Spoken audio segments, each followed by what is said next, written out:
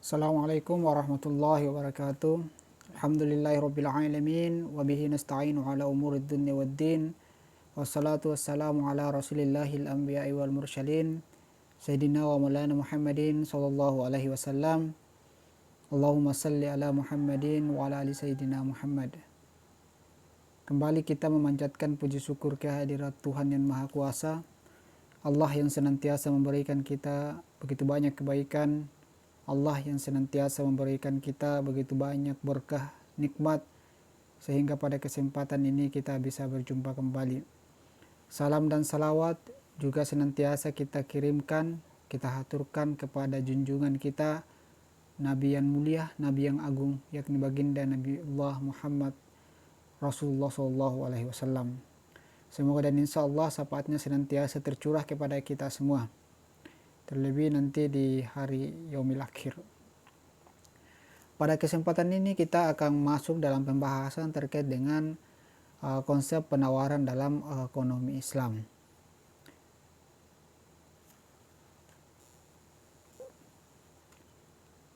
Jadi secara umum bahwa langsung saja dalam definisi penawaran ini adalah jumlah barang yang produsen ingin tawarkan atau dijual pada berbagai tingkat harga selama satu produk tertentu. Jadi harga tidak hanya kemudian berpengaruh terhadap jumlah barang yang akan diminta, tetapi juga berpengaruh terhadap jumlah barang yang akan dijual dari dari permintaan yang sudah dibahas sebelumnya. Jadi harga ini itu sangat berpengaruh juga terhadap penawaran. Jadi suatu barang yang harganya sangat rendah, yang tidak mampu menutupi biaya produksi, maka tidak akan dijual dalam jumlah tertentu, karena perusahaan akan mengalami kerugian. Dan apabila pada harga yang lebih tinggi, akan terdapat sejumlah barang yang akan dijual oleh produsen karena untuk mendapatkan keuntungan. Jadi semakin tinggi harga, semakin banyak jumlah barang yang dijual. Jadi seperti halnya dalam permintaan yang sudah dipelajari sebelumnya, bahwa dalam penawaran pun tidak ada satu jumlah atau harga tertentu, yang melainkan adalah beberapa kombinasi harga dan barang dalam periode tertentu. Jadi sehingga dalam hukum penawaran dikatakan bahwa semakin tinggi harga, maka semakin banyak jumlah yang akan dijual atau ditawarkan. Begitupun sebaliknya, semakin rendah harga, maka semakin sedikit jumlah barang yang bersedia ditawarkan oleh suatu perusahaan atau produsen. Ini hukum penawaran yang berlaku secara umum. Dalam keadaan normal, dalam keadaan tidak ada faktor lain yang mempengaruhi selain harga. Kita masuk di slide selanjutnya, yaitu bahwa untuk lebih memahami terkait dengan penawaran ini, itu kita bisa melihat contoh dalam tabel ini, bahwa berbagai jumlah beras yang dijual pada berbagai tingkat harga. Jadi tabel ini menggambarkan hubungan antara jumlah yang akan dijual dengan harga. Jadi di dalam tabel ini kita bisa melihat bahwa semakin tinggi harga, maka semakin banyak jumlah yang akan ditawarkan oleh suatu perusahaan atau produsen. Jadi pada harga beras, di mana pada harga beras 200 per kilo, itu penjual ingin menjual sebanyak 20 ton. Nah, apabila pada harga 600, penjual ingin menjual sebanyak 65 ton. Dan apabila berbagai kemungkinan jumlah yang dijual pada berbagai tingkat harga ini menggambarkan terkait dengan hukum penawaran tersebut, bahwa semakin tinggi harga, maka semakin tinggi pula jumlah atau kuantitas yang ditawarkan. Jadi kalau harganya misalnya 800 per kilo, maka yang ditawarkan adalah 90. Sehingga kita bisa melihat kurva penawaran ini, bahwa kurva penawaran akan beras itu merupakan kebalikan dari kurva permintaan. Kalau kurva permintaan itu dari kanan ke kiri, kurva penawaran ini dari kiri ke kanan. Jadi kurva penawaran ini menunjukkan jumlah barang yang ingin dijual selama satu periode tertentu. Dan ini akan mengalami perubahan apabila terjadi perubahan terhadap harga. Dan faktor-faktor lain yang selain harga itu tidak berubah. Faktor-faktor lain yang dimaksud di sini adalah faktor-faktor yang bisa mempengaruhi penawaran suatu barang. Jadi selain harga, itu ada faktor lain yang berpengaruh terhadap jumlah yang ingin ditawarkan oleh produsen atau perusahaan selain dari harga itu sendiri. Faktor-faktor yang dimaksud di sini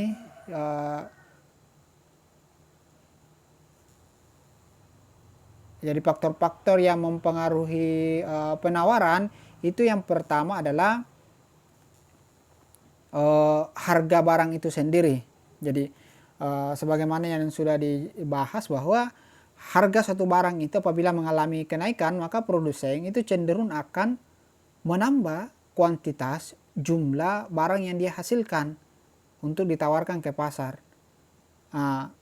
Hal ini kemudian membawa kita kepada hukum penawaran tadi, bahwa semakin tinggi harga, maka semakin tinggi juga barang atau jumlah yang akan ditawarkan oleh perusahaan, yang kemudian ini menjelaskan sifat hubungan antara harga suatu barang dengan jumlah barang yang ditawarkan oleh penjual atau oleh produsen. Sehingga tadi hukum penawaran mengatakan bahwa semakin tinggi harga suatu barang dalam keadaan ceteris paribus, semakin banyak jumlah barang tersebut yang ingin ditawarkan oleh penjual, dan begitu pun sebaliknya.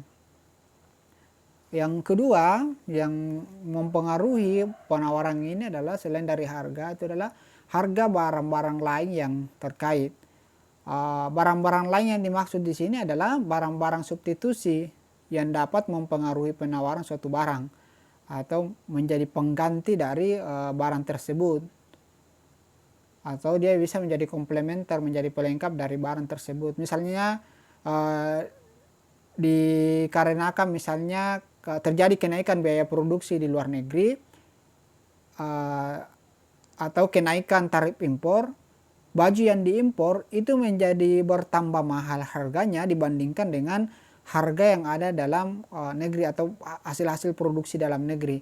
Nah, konsumen baju impor itu sekarang lebih suka membeli baju buatan dalam negeri, yang tadinya ada orang kecenderungannya membeli barang-barang impor, baju-baju barang impor, tetapi karena harga barang baju impor itu mengalami kenaikan, maka itu digantikan dengan barang-barang buatan dalam negeri.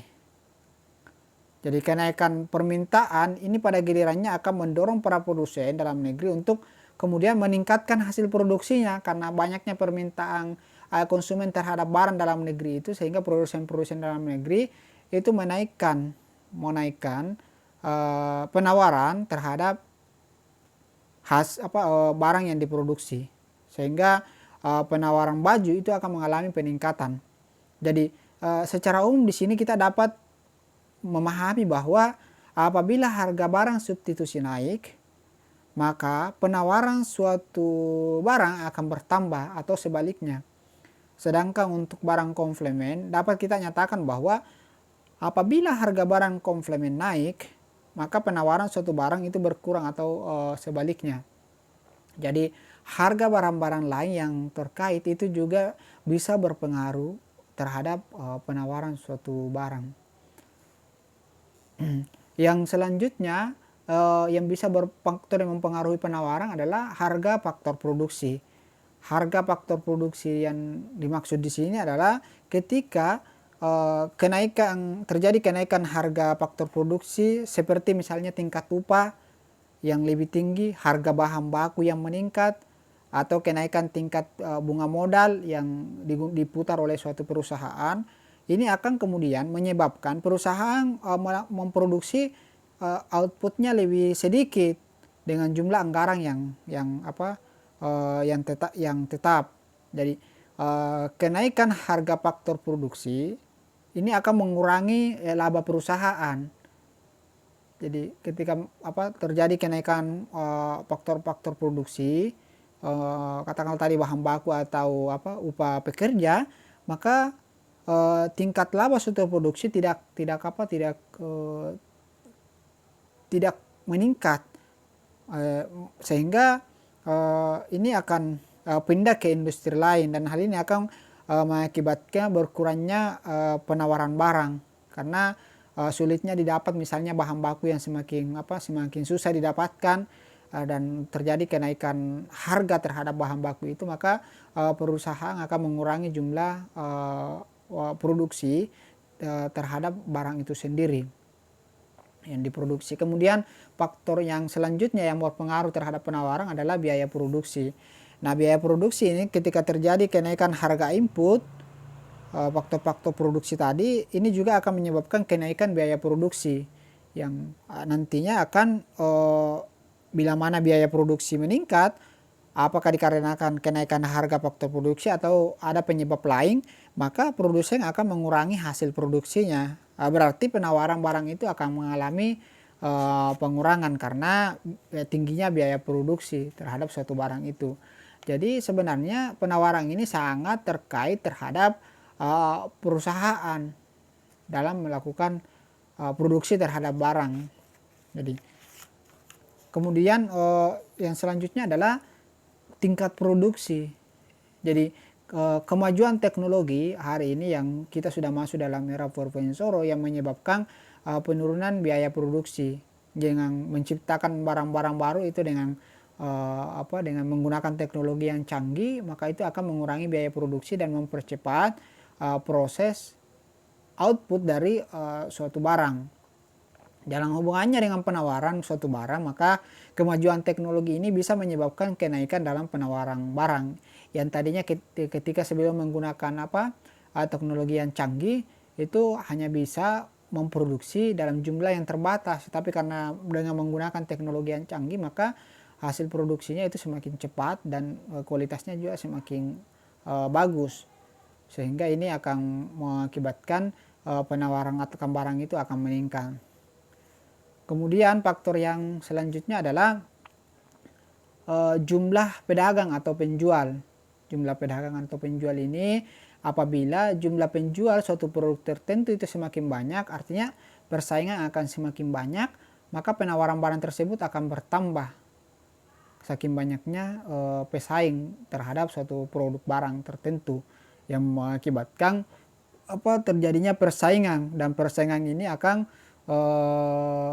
mengakibatkan kenaikan penawaran terhadap suatu barang tertentu. Kemudian yang selanjutnya adalah tujuan perusahaan. Tujuan perusahaan ini adalah tujuan utama setiap perusahaan itu adalah bagaimana memaksimumkan laba atau mendapatkan laba yang tinggi atau profit oriented. Tujuannya adalah untuk mendapatkan keuntungan, bukan tujuannya adalah memaksimalkan hasil produksi. Karena produsen itu berusaha untuk memanfaatkan kapasitas produksinya secara maksimum, tetapi penggunaannya pada tingkat produksi itu memberikan keuntungan yang maksimal. Jadi bagaimana perusahaan ini memaksimalkan produksi dengan mengharapkan keuntungan yang maksimal. Biasa kita temui atau kita mendapati bahwa suatu produsen itu mempunyai tujuan yang lain dalam berproduksi. Misalnya ada perusahaan yang tidak mau menanggung risiko. Mereka cenderung melakukan kegiatan produksi yang lebih aman, meskipun hal ini menyebabkan tingkat keuntungannya yang lebih sedikit.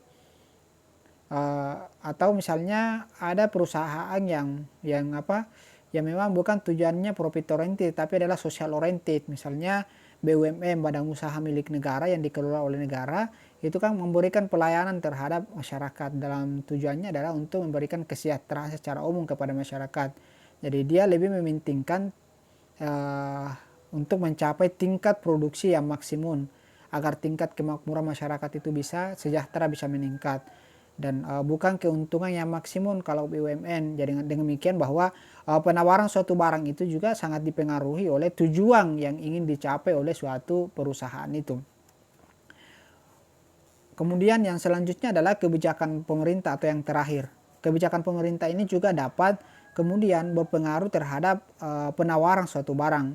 Kenapa? Karena katakan sajalah kita di Indonesia ini beras merupakan makanan utama.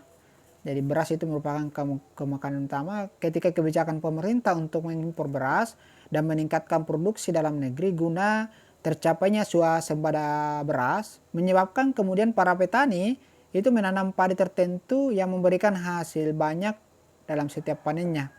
Nah, kebijakan ini jelas menambah suplai beras dan keperluan impor beras dapat dikurangi ketika hasil dari petani ini bisa maksimum. Karena beras ini merupakan kebutuhan pokok. Jadi sama kemudian halnya dengan permintaan. Penawaran dapat dianalogikan sama dengan permintaan. Ketika misalnya terjadi perubahan harga, maka terjadi pergeseran kurva penawaran. Berarti perubahan harga itu akan menyebabkan perubahan jumlah yang ditawarkan. Jika yang berubah adalah faktor non harga, maka kurva penawaran bergeser ke kiri atau ke kanan. Bergeser ke kanan berarti jumlah yang lebih banyak akan ditawarkan pada sembarang harga yang tetap, dan bergeser ke kiri berarti jumlah yang lebih sedikit akan ditawarkan pada harga yang tetap manapun. Jadi kebijakan pemerintah ini sangat berpengaruh terhadap faktor produksi. Karena misalnya ketika kebijakan pemerintah menaikkan pajak terhadap perusahaan, maka perusahaan itu menganggap bahwa pajak ini bagian dari biaya produksi, dan itu akan berakibat terhadap penawaran terhadap suatu barang itu akan mengalami kenaikan, dan ketika mengalami kenaikan maka permintaan terhadap barang itu akan mengalami penurunan.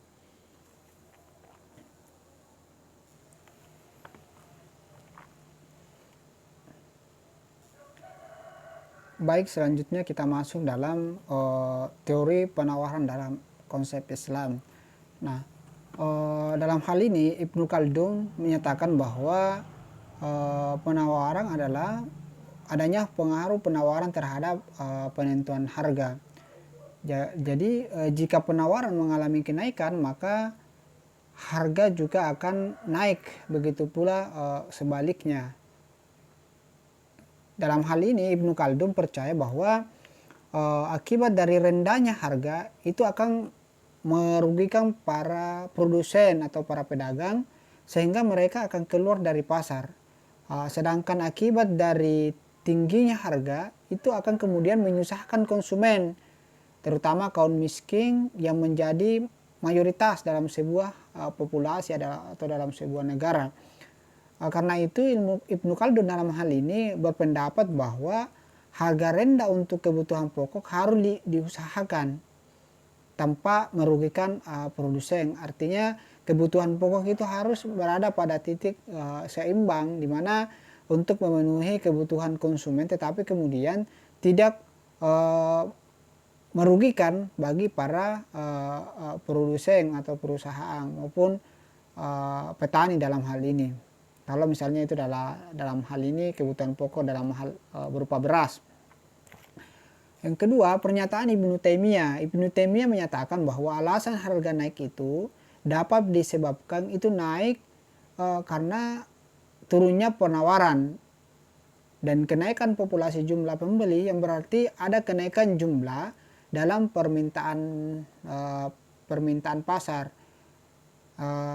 Dalam hal ini bahwa sebuah harga dapat saja naik karena penawaran turun, pergeseran kurvanya itu ke kiri, atau permintaan naik, pergeseran ke kanan, yang kemudian pergeseran kurvanya itu ke kanan, yang kemudian diekspresikan sebagai tindakan Allah, yang sebenarnya melambangkan sebuah fenomena yang alami yang berkait dengan fluktuasi harga. Jadi menurut Ibnu Taimiyah ini bahwa kenaikan suatu harga itu tidak kemudian berpengaruh secara positif terhadap penawaran. Artinya ketika harga naik, kemudian penawaran naik. Boleh jadi misalnya harga naik tetapi penawaran itu turun. Nah, tapi sebagaimana yang tercermin dari pernyataan ini, bahwa naik turunnya harga itu terjadi karena boleh jadi terjadi karena adanya tindakan-tindakan curang yang terjadi di pasar. Terjadi iktikar atau terjadi penimbunan yang menyebabkan harga mengalami kenaikan, yang seolah-olah mengalami kenaikan, sehingga produsen itu kemudian tidak memproduksi barang dalam jumlah yang banyak, karena itu akibat dari spekulasi permainan harga yang terjadi di pasaran.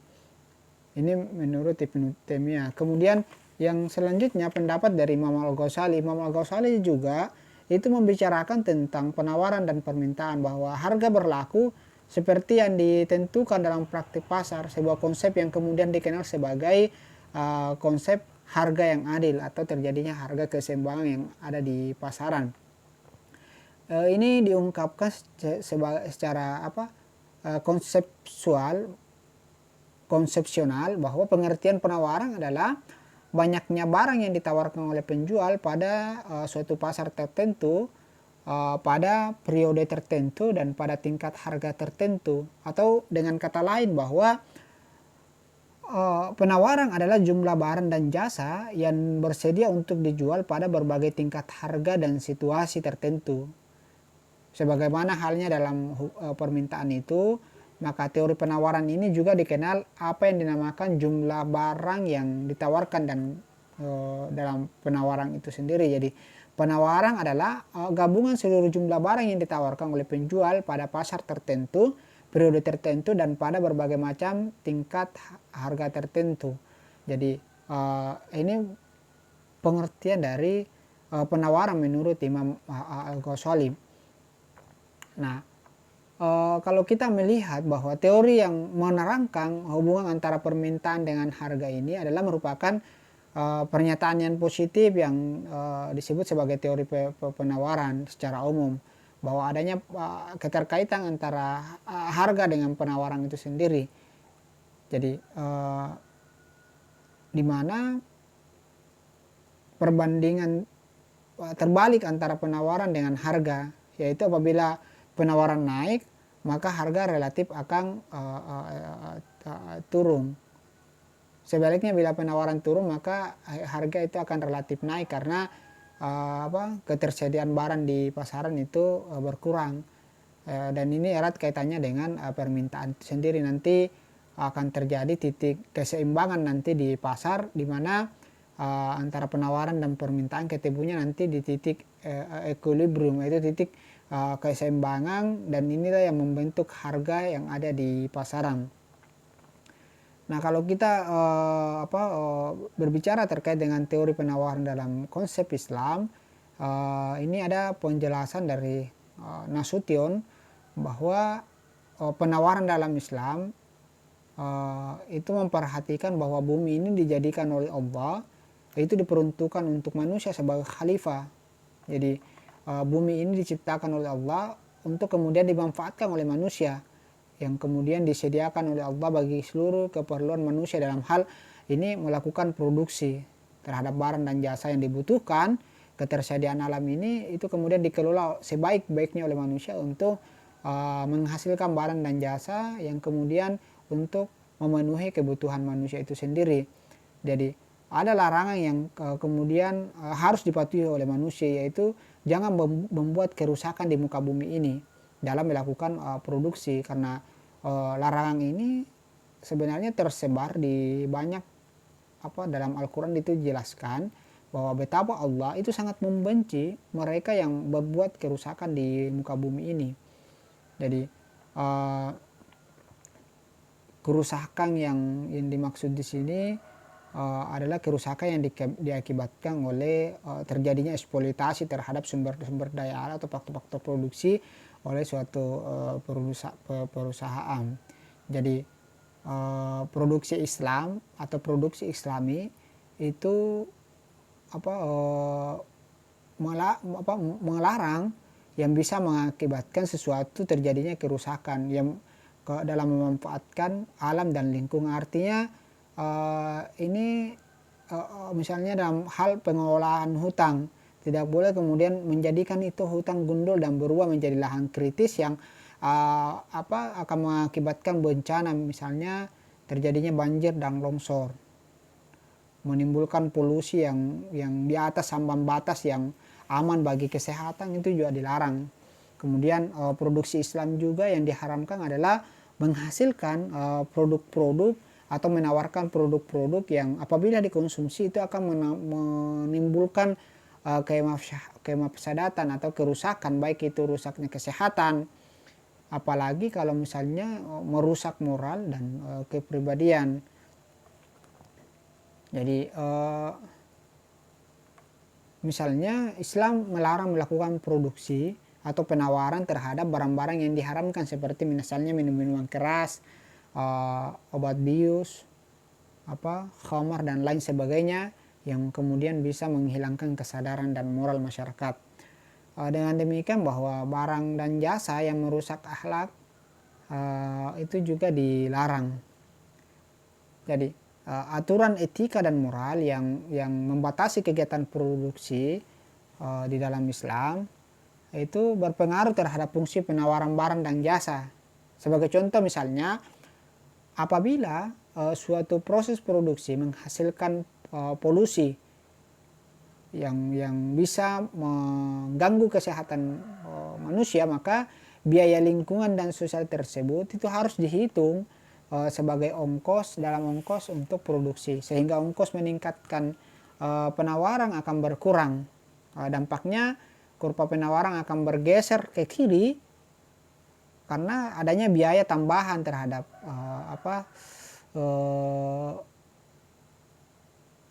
biaya terhadap kerusakan alam itu sendiri. Dalam hal ini misalnya dalam polusi tadi, itu polusi udara yang harus dibayar oleh perusahaan.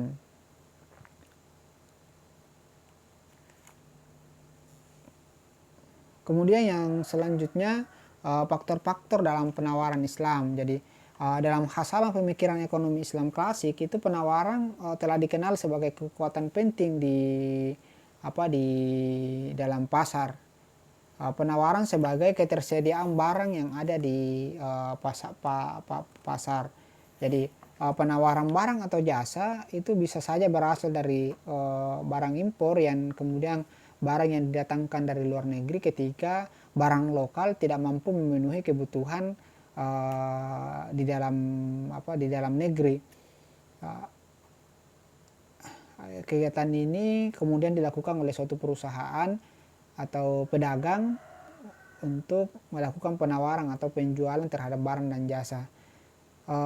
Sedangkan nilai tawar dalam Islam itu didasarkan kepada kemaslahatan. Jadi kemaslahatan ini sebagaimana yang sudah disinggung di pertemuan-pertemuan sebelumnya, bahwa tujuan dari ekonomi Islam itu sebenarnya adalah untuk mencapai kemaslahatan, untuk mencapai pahala.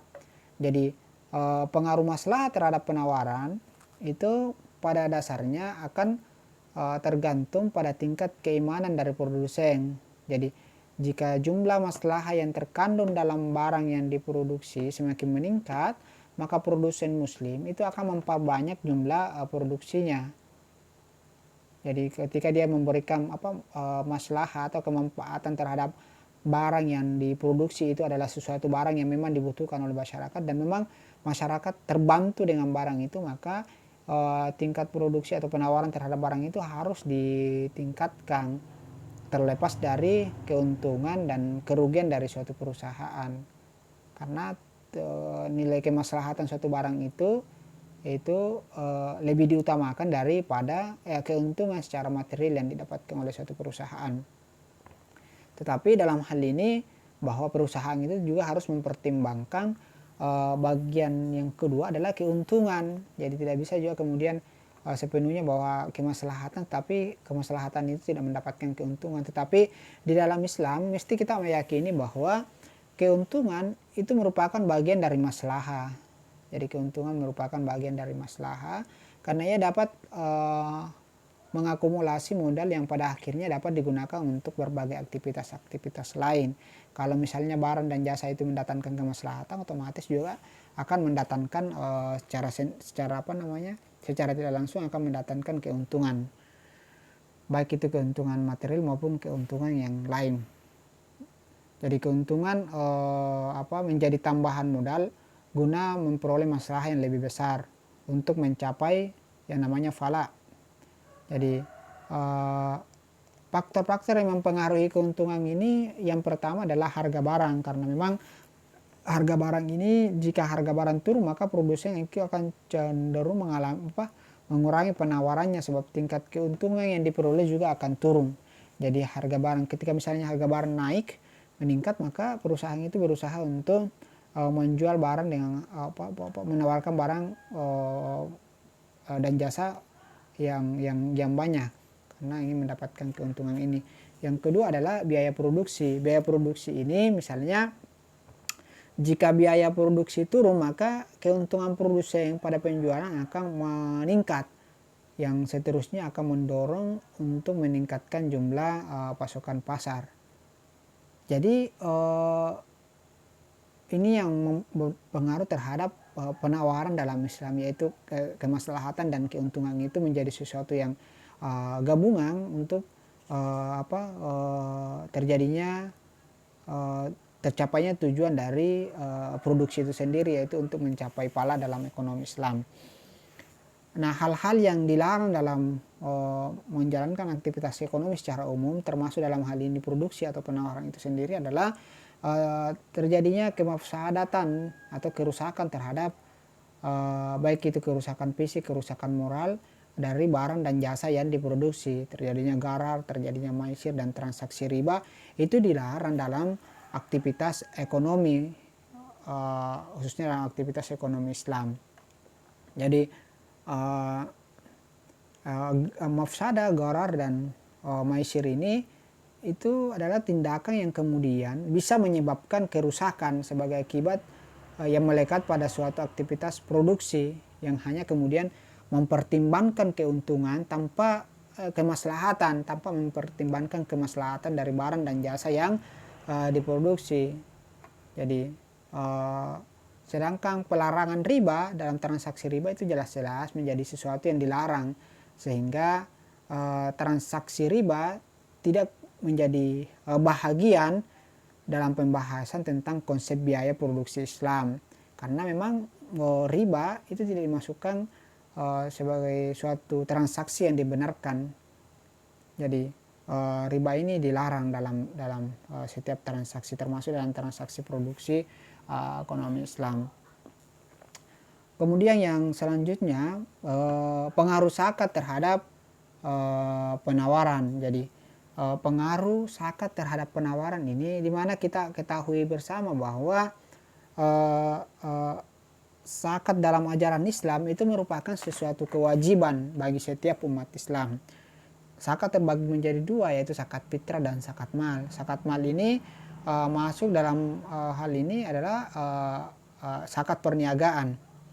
Jadi zakat itu menempati posisi yang sangat urgen, karena kewajiban zakat merupakan bukti integralitas syariat Islam. Artinya Islam datang itu membawa sebuah konsep kehidupan yang sempurna, yang tidak hanya kemudian memperhatikan aspek individual belaka atau kepentingan individu, tetapi juga membawa misi aspek sosial untuk kemaslahatan bersama. Jadi sebagai salah satu rukun penyangga tegaknya agama Islam itu kemudian para cendekiawan muslim itu menyebut bahwa zakat ini merupakan bentuk nyata dari aplikasi solidaritas sosial. Jadi dalam hal ini Sayyid Qutb itu menyebut bahwa setidaknya ada dua fungsi utama yang kemudian yang mengidentifikasikan zakat ini adalah sesuatu yang sangat urgent. Yang pertama adalah zakat sebagai asuransi sosial. Jadi fungsi zakat itu adalah sebagai asuransi sosial dalam masyarakat Muslim pada khususnya. Jadi nasib manusia tidak hanya konstan pada dalam suatu kondisi saja. Ada kalanya orang yang wajib membayar zakat pada masa tertentu karena dia memiliki harta yang melimpah, tetapi pada masa berikutnya boleh jadi dia termasuk orang yang berhak menerima zakat karena musibah yang membuatnya miskin. Jadi dia merupakan asuransi sosial. Ketika orang misalnya pada saat dia kaya mengeluarkan zakat, nanti kalau dia miskin dia menjadi penerima zakat, mendapatkan bantuan dari zakat itu. Yang kedua adalah zakat juga berfungsi sebagai jaminan sosial. Jadi zakat ini bisa berfungsi sebagai jaminan sosial karena memang ada orang-orang yang selama hidupnya itu belum memiliki kesempatan untuk mendapatkan rezeki yang melimpah yang diberikan oleh Allah. Karena itu dalam Islam orang-orang yang mempunyai atau orang-orang yang berkecukupan itu punya kewajiban untuk membantu mencukupi kebutuhan hidup bagi orang-orang yang tidak berkecukupan. Jadi banyak hal yang menjadi landasan aksiologis dari kewajiban zakat ini.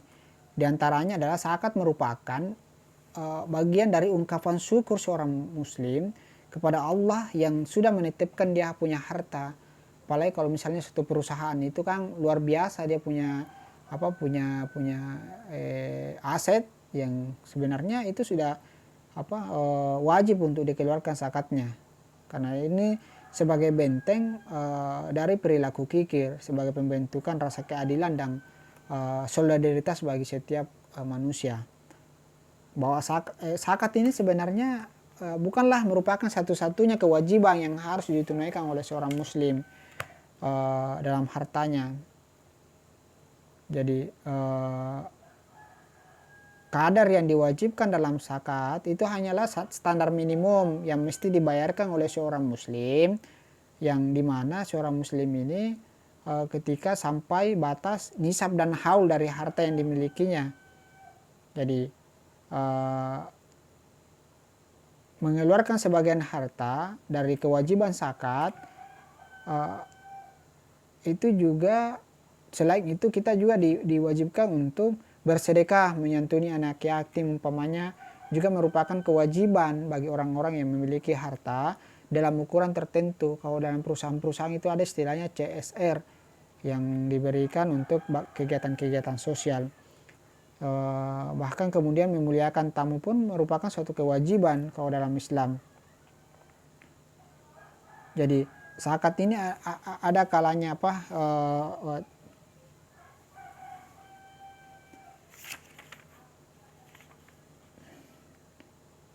jadi zakat ini sering maknanya sering terkandung dalam terkandung di dalamnya bukan hanya mengacu pada kewajiban zakat belaka, tapi juga kewajiban yang lain seperti yang disebutkan sebelumnya. Jadi bahwa ada kewajiban-kewajiban lain seperti sedekah, infak dan lain sebagainya selain daripada zakat ini. Jadi pengaruh zakat terhadap penawaran itu dapat kita lihat dari dua sisi. Yang pertama adalah bahwa melihat pengaruh kewajiban membayar zakat terhadap perilaku penawaran. Dalam hal ini misalnya contohnya adalah zakat perniagaan, di mana zakat perniagaan ini adalah merupakan zakat produktif, yaitu alokasi zakat kegiatan produktif dari mustahik terhadap orang yang berhak menerima, dan zakat yang dikenakan pada hasil produksi adalah zakat perniagaan. Jadi zakat yang dikenakan kepada hasil produksi ini adalah di luar dari pajak, itu adalah zakat, dan itu merupakan biaya masuk dalam biaya produksi kalau itu dimasukkan. Dan ini dalam Islam apabila hasil produksi itu dijual dan hasil penjualannya telah memenuhi nisab, batas minimum harta yang menjadi objek zakat yaitu setara 85 gram emas, dan haul yaitu memiliki batas waktu harta tersebut memiliki 1 tahun. Bila nisab dan haulnya telah terpenuhi, maka wajib dikeluarkan zakatnya sebesar 2,5%. Jadi objek zakat perniagaan ini adalah barang yang diperjualbelikan. Dalam ilmu ekonomi ini berarti yang menjadi objek zakat perniagaan adalah barang hasil dari barang penjualan dari perniagaan itu.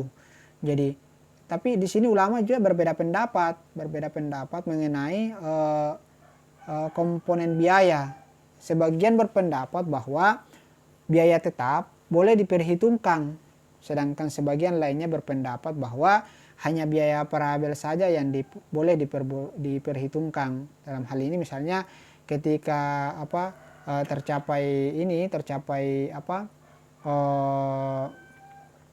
sudah dikeluarkan biaya-biayanya dan itu sudah sampai nisabnya, maka wajib untuk dikeluarkan zakatnya. Dalam ilmu ekonomi, pendapat pertama berarti pendapat pertama mengatakan bahwa biaya tetap menjadi sesuatu yang diperhitungkan, menjadikan objek zakat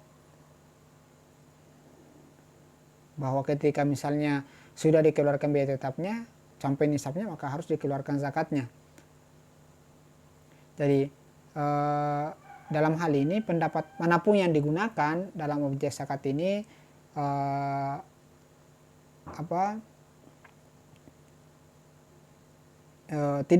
sebenarnya tidak berpengaruh terhadap profit yang dihasilkan dari suatu perusahaan, karena penggunaan zakat perniagaan juga sama sekali tidak memberikan pengaruh terhadap marginal cost, yang berarti pula tidak memberikan pengaruh terhadap kurva penawaran. Jadi upaya memaksimalkan profit berarti pula memaksimalkan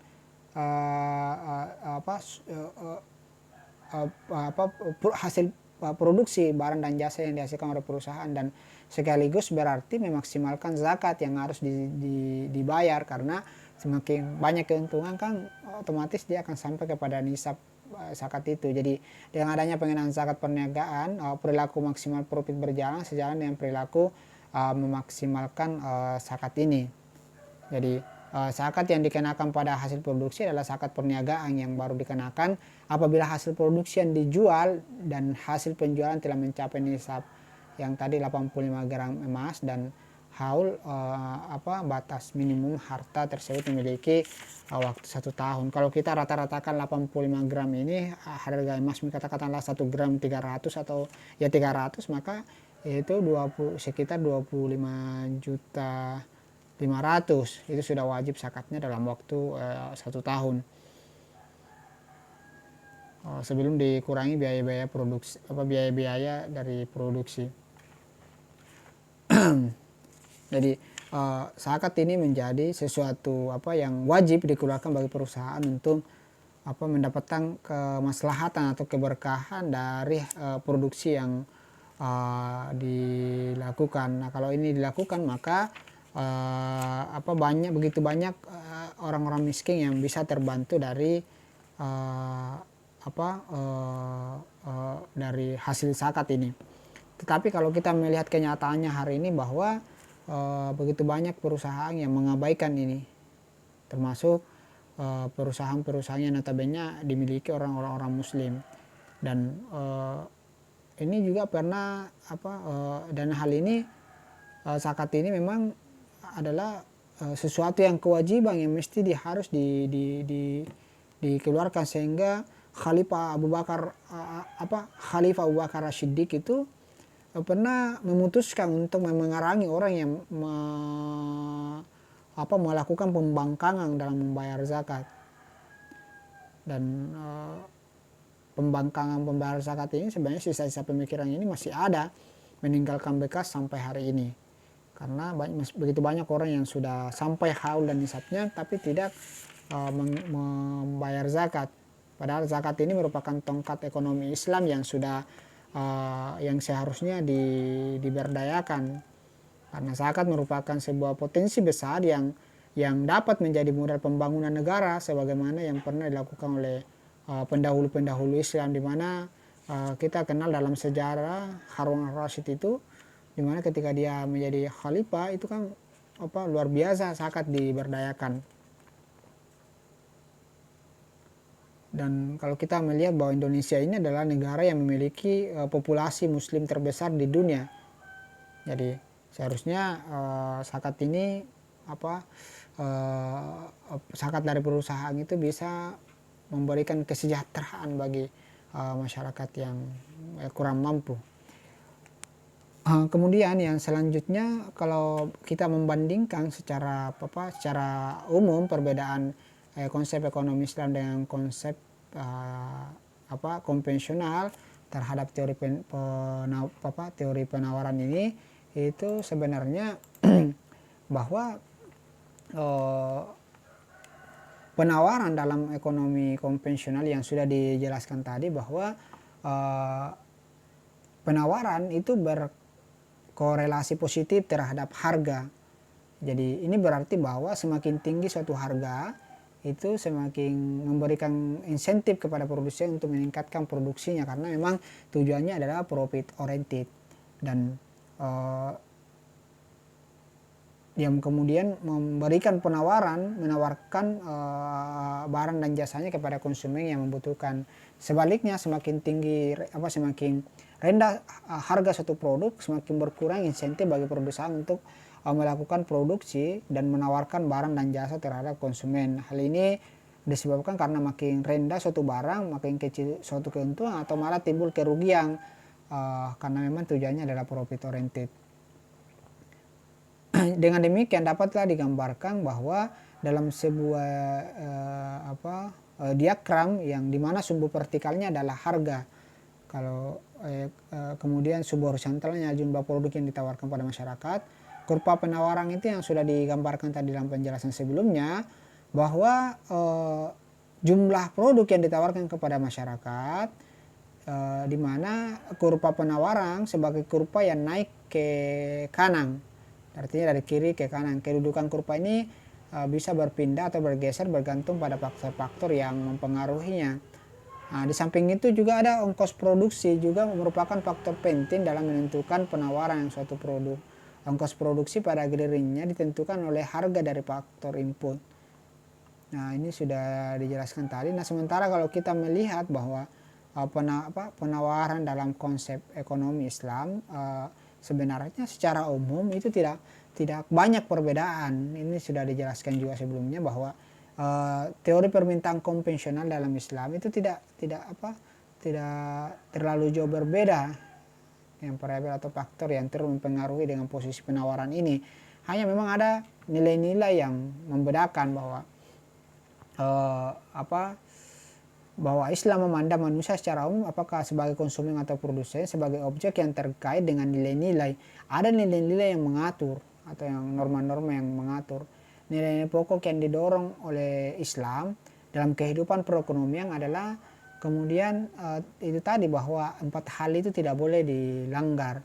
Jadi dan juga ada kewajiban zakat bagi perusahaan untuk mengeluarkan zakat ketika sampai nisab dan haulnya, dan pelarangan riba. Jadi tidak membolehkan produsen untuk melakukan kegiatan riba, karena ini dilarang dalam Islam. Jadi itu mungkin secara umum perbedaan antara penawaran ekonomi Islam dengan penawaran dalam konsep ekonomi konvensional. Saya rasa itu penjelasan singkat dari saya. Kurang lebihnya mohon dimaafkan. Semoga bisa dipahami.